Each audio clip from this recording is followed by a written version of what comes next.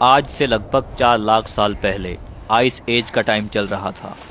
नियंदरथाल का एक ग्रुप गुफा में बैठा था जिसमें एक औरत आज इस कातिल ठंड में बच्चे को जन्म देने वाली है। अभी इन्होंने आग जलाना नहीं सीखा था, इसीलिए इस ठंड में बच्चे को जन्म देकर जिंदा रखना बहुत बड़ी चुनौती थी। टेम्परेचर -30 से -50 डिग्री सेल्सियस तक पहुंच जाता था। प्रेग्नेंट औरत को गुफा के एकदम एंड में 2 औरतें लेके गई। कुछ नियंदरथाल मर्दों ने गुफा की ओपनिंग पर पत्थर रख दिए ताकि ठंडी हवा अंदर ना आ सके। कुछ घंटे सब लोग शांत बैठे और फिर एक बच्चे की किलकारी उठी। प्रेग्नेंट औरत ने एक लड़के को जन्म दिया था। पास बैठी औरत ने एम्बिकल कॉर्ड को तेज पत्थर से कट किया और बच्चे को जानवर की खाल में लपेटकर मां के सीने से चिपका दिया। जैसे ही बच्चे का जन्म हुआ, सब लोग उस बच्चे के चारों ओर घेर कर एक सर्कल में बैठ गए ताकि बच्चे को थोड़ी गर्माहट मिले। नया जन्मा हुआ बच्चा मां के सीने से लगा हुआ था। जानवरों की मोटी चमड़ी उसके छोटे शरीर पर लपेटी गई थी, लेकिन फिर भी उसका जिस्म बर्फ जैसा ठंडा होता जा रहा था। बच्चा कभी हल्की सी आवाज़ निकालता, कभी बिल्कुल शांत हो जाता। माँ की सांसें तेज़ थी। उसकी आंखें बार बार बच्चे के चेहरे पर टिक जाती थी, जैसे वो उसे सिर्फ अपनी नज़रों से ज़िंदा रखना चाहती हो। गुफा के बाहर हवा और भी ज़्यादा गुस्से में थी। पत्थरों के बीच से सीटी जैसी आवाज़ें आती, जैसे ठंड खुद गुफा के अंदर घुसकर इस नई जिंदगी को चुनौती दे रही हो। ग्रुप के आदमी गुफा के मुंह पर खड़े थे, झुककर कंधे सिकोड़े हुए। उनके लंबे बाल और घनी दाढ़ी पर बर्फ जम रही थी। कोई बोल नहीं रहा था। सब जानते थे आज रात सबसे भारी है। सर्कल में बैठी औरतें अपने शरीर को बच्चे की तरफ थोड़ा और झुका लेती है। समय धीरे धीरे सरकता गया। गुफा के अंदर अंधेरा और गहरा होता गया। बच्चे की सांसें अब पहले से ज़्यादा कमज़ोर लग रही थी। उसकी किलकारी जो कुछ घंटे पहले गुफा में गूंजी थी, अब याद बन चुकी है। माँ ने बच्चे को और ज़ोर से अपने सीने से चिपकाया, जैसे वो अपनी जान उस बच्चे के अंदर डालना चाहती हो। एक बूढ़ी औरत आगे आई, जिसके बाल सफ़ेद और आंखें गहरी थी। उसने बच्चे के छोटे से चेहरे को देखा और फिर माँ की आंखों में झांका। कुछ कहने की ज़रूरत नहीं थी। माँ समझ चुकी थी कि ठंड जीत गई है। सुबह होने से पहले जब गुफा के बाहर आसमान हल्का नीला हुआ, बच्चे की सांस बिल्कुल रुक गई थी। कोई चीखा नहीं, कोई ज़ोर ज़ोर से रोने की आवाज़ नहीं, सिर्फ एक भारी खामोशी। ग्रुप के लोग उठ खड़े हुए। बच्चे के लिए कोई शब्द नहीं थे, कोई रस्म नहीं थी, सिर्फ एक काम था, उसे इज्जत से इस दुनिया से विदा करना था। 2 मर्द गुफा के बाहर गए और बर्फ़ को हटाकर एक छोटा सा गड्ढा बनाया। बच्चे को उसी जानवरों की चमड़ी में लपेटकर वहां रखा गया। माँ दूर खड़ी देखती रह गई। ये उसकी पहली औलाद थी। ग्रुप जैसे ही गुफा में आया, वैसे ही भेड़ियों का एक ग्रुप इस नए जन्मे बच्चे को दूर से सूंघता हुआ आ चुका था।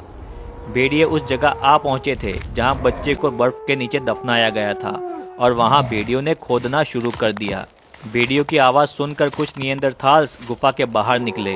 तब तक एक भेड़िए ने बच्चे को अपने मुंह से पकड़ लिया था और बाहर निकाल लिया था। नियंदरथाल्स जोर से आवाज़ करते हुए भेड़ियों की तरफ आए, पर भेड़िए उस बच्चे को लेकर दूर भाग निकले थे। सीन एकदम इमोशनल हो गया था। ग्रुप के पास खाना बहुत कम बचा था। 2 दिन से कोई शिकार हाथ में नहीं लगा था, इसीलिए आज 3 मर्द और एक जवान औरत शिकार के लिए निकले। उनके हाथ में पत्थर के भाले थे, कपड़ों के नाम पर सिर्फ चमड़ी के टुकड़े। हवा इतनी तेज़ थी कि चलना मुश्किल हो रहा था, लेकिन रुकना मौत को बुलावा देने जैसा था। कुछ घंटे चलने के बाद उन्होंने बर्फ़ पर जानवर के निशान देखे। शायद वो एक हिरन या कोई भारी जानवर के हो सकते हैं। सब लोग तुरंत झुक गए। सांस रोकी गई। वो धीरे धीरे आगे बढ़े। बर्फ़ के खुले मैदान में कुछ हिरन दिखे। एक मर्द ने इशारा किया। सब लोग अलग अलग तरफ से घेरने लगे और फिर भाला फेंका गया। हिरन चीखा और भागने लगा। बर्फ के ऊपर खून गिरा। काफ़ी देर की दौड़ के बाद हिरन गिर गया। शिकार मिल चुका था। ये सिर्फ खाना नहीं था, ये ग्रुप के जीने का एक और दिन था।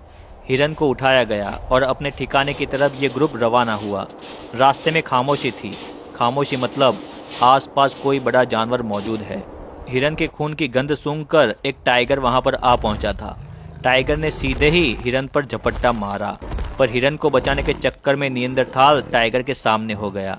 टाइगर ने उसी पर हमला कर दिया और उसको पैर से पकड़ लिया। सब लोगों ने पत्थर और भाले चलाए, लेकिन टाइगर उसका पैर पकड़कर घसीटता हुआ दूर ले गया। सब लोगों ने उसे बचाने की कोशिश की, उसके पीछे भागे, लेकिन टाइगर उसे लेकर बहुत दूर निकल चुका था। सिर्फ खून और घिसने के निशान बचे थे। ग्रुप के लोग चुपचाप खड़े रहे। ये भी जिंदगी का एक सच है, कभी शिकार मिलता है तो कभी शिकारी खुद शिकार बन जाता है। गुफा में वापस आने पर माहौल और भी भारी हो गया था। एक जान जा चुकी थी और एक नई जान पहले से ही जा चुकी थी। उसी शाम, उसी दिन एक और प्रेग्नेंट औरत का दर्द शुरू हो चुका था। ये दूसरी डिलीवरी थी। सब लोग एक दूसरे को देखे बिना समझ गए थे कि ये रात भी लंबी होने वाली है। ठंड वैसी ही थी, अंधेरा वैसा ही था, लेकिन हर कहानी एक जैसी नहीं होती। बाहर मर्द फिर से पत्थरों को ठीक करने लगे। बर्फ जम चुकी थी, पत्थर भी ठंडे लोहे जैसे लग रहे थे। हवा फिर से गुफा के अंदर घुसने की कोशिश कर रही थी। इस बार उन्होंने अपने शरीर भी ओपनिंग के पास लगा दिए। अंदर वक्त रुक सा गया था, सिर्फ सांस की आवाज़, दर्द और ठंड का एहसास। फिर अचानक एक तेज़ आवाज़ आई। एक बच्ची ने जन्म लिया था। औरतें तुरंत हरकत में आई। बच्ची को चमड़ी में लपेटा गया और फिर उसे माँ के सीने से लगा दिया। माँ की आंखों में डर था और एक नया उजाला भी था। ग्रुप के लोग चुपचाप खड़े रहे। किसी ने मुस्कुराया नहीं, किसी ने जश्न भी नहीं मनाया। रात को हिरन को खाया गया और माँ को चर्बी खिलाई गई ताकि दूध गाढ़ा आए, जिससे बच्चे को गर्मी मिले। जैसे तैसे रात गुजर गई। अगला दिन और भी ज़्यादा खतरनाक था, क्योंकि माँ को मांस और चर्बी की ज़रूरत थी और एक हिरन से तो सिर्फ 2 दिन का खाना ही होता था। इसीलिए एक ग्रुप शिकार के लिए निकला। उनके कदम बर्फ में धंस रहे थे, हर सांस दर्द दे रही थी। दूर दूर तक सिर्फ सफ़ेदी और उस सफ़ेदी में छिपे हुए खतरे थे। पूरा दिन इधर उधर घूमने के बावजूद कोई शिकार नहीं मिला। ग्रुप दुखी होकर गुफा में लौटा। गुफा में बच्ची माँ के सीने से चिपकी हुई थी। उसकी सांस अब भी हल्की थी। औरतें उसके आसपास बैठकर अपने शरीर से उसे गर्मी दे रही थी। कभी कभी बच्ची हल्की सी आवाज़ निकालती, जैसे याद दिला रही हो कि वो अभी भी जिंदा है। शिकार ना मिलने के कारण अब खाना सिर्फ आज का दिन ही चलने वाला था। इसीलिए ज़्यादातर खाना माँ के लिए रखा गया और सब लोगों ने बहुत ही कम खाया। दूसरे दिन ग्रुप शिकार के लिए निकला और थोड़ी दूर वुली मेमत दिखा। उन्होंने उसे घेरने की कोशिश की, फिर अचानक भाले से उस पर हमला कर दिया। मेमत घायल हुआ पर गिरा नहीं। अचानक वो पलटा और सीधा एक नियंदरथाल पर झपटा। वो संभल नहीं पाया, ज़मीन पर गिर गया। सब कुछ बहुत तेज़ हुआ। मेमत ने उसे अपने पैर से कुचल दिया था। बाकी लोग जान बचाकर भागे। शिकार तो अधूरा रह गया था, लेकिन वो अपने साथी को भी नहीं बचा पाए। गुफा में लौटकर उन्होंने कुछ नहीं कहा, सिर्फ पत्थरों पर बैठ गए। अंदर बच्ची की हल्की सी आवाज़ आई। ये आवाज़ उन सब के लिए याद दिलाने जैसी थी कि सब कुछ खोने के बाद भी कुछ बच जाता है। ग्रुप ने हिम्मत नहीं हारी और फिर से गुफा के बाहर निकला। थोड़ी दूर चलने के बाद दूर नीचे एक मेमत सोया हुआ दिखा। ग्रुप उसके पास गया तो देखा कि मेमत गिरने के कारण घायल हो चुका था और बर्फ में जम गया है। ये नियंदरथाल्स के लिए एक जैकपॉट जैसा था। ग्रुप उसे खींच कर गुफा में ले आया। अब इनके कुछ हफ्तों के खाने का इंतज़ाम हो चुका था। दिन बीतते गए, ठंड वैसी ही रही। बर्फ पिघली नहीं, पर बच्ची जिंदा रही। माँ कमज़ोर हो रही थी, लेकिन बच्ची हर दिन थोड़ी सी और मजबूत होती गई। उसकी उंगली माँ के बाल को पकड़ लेती थी। ग्रुप को समझ आ गया था कि पहला बच्चा हार गया था, पर यह बच्ची जीत रही है। ये सिर्फ किस्मत नहीं थी, ये ग्रुप की गर्मी, उनका साथ और जिंदा रहने की इच्छा थी। बर्फ के इस समुंदर में जहाँ हर चीज़ सफ़ेद और ठंडी थी, एक छोटी सी बच्ची ने अपनी जगह बना ली थी। नियंदरथाल्स जानते थे कि कल क्या होगा किसी को नहीं पता, पर आज इस बच्ची ने ज़िंदगी को जीत लिया है। -30 से -50 डिग्री सेल्सियस की इस बेरहम बर्फीली दुनिया में बिना आग के बच्चे को जन्म देना अपने आप में मौत से लड़ाई थी। इस कातिल ठंड में ज़्यादातर जन्मे हुए बच्चे कुछ दिनों या हफ्तों से ज़्यादा जिंदा नहीं रह पाते थे। हाइपोथर्मिया सबसे बड़ी वजह थी। उस समय ना तो दवाई थी, ना शेल्टर, ना पूरी तरह से अच्छे कपड़े।